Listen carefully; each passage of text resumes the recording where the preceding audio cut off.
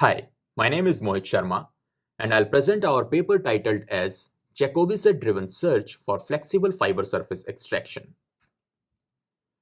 Given a bivariate field, we can plot its two-dimensional continuous histogram known as continuous scatter plot and select an interesting region in the range space using a control polygon. The control polygon maps to a fiber surface in the spatial domain, which is bivariate counterpart of an isosurface.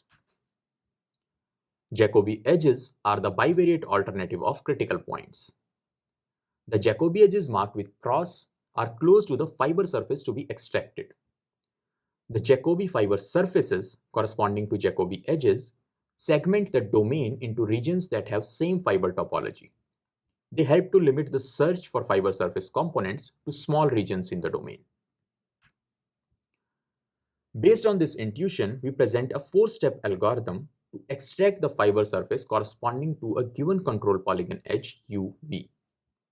In the first step, relevant Jacobi edges are found out by computing intersections of the line extended through UV with the Jacobi set. A directed search is initiated from each relevant Jacobi edge towards UV to identify the seed tetrahedra. From each of the seeds, a BFS is initiated to extract all the tetrahedra containing the output fiber surface component. The extracted tetrahedra are then passed to TTK for fiber surface computation. We validate our results via qualitative comparison with fiber surfaces computed using TTK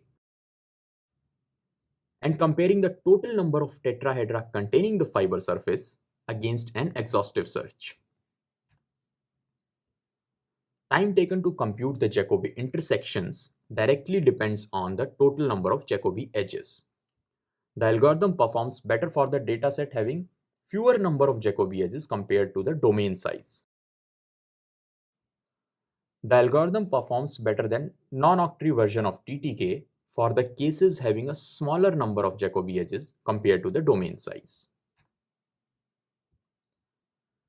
Our method facilitates flexible computation of individual fiber surface components. The intersected Jacobi edges can be visualized within the domain.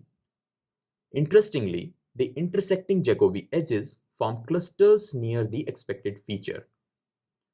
A particular Jacobi edge can be selected interactively from a cluster to extract the corresponding fiber surface component. For ethane diol molecule, the algorithm is able to extract one oxygen atom, one carbon atom, and one component for each of the bonds. With this, I would like to conclude my talk. In future, we plan to improve the algorithm's performance using space division techniques and explore methods to avoid the user interaction for interesting Jacobi edge selection.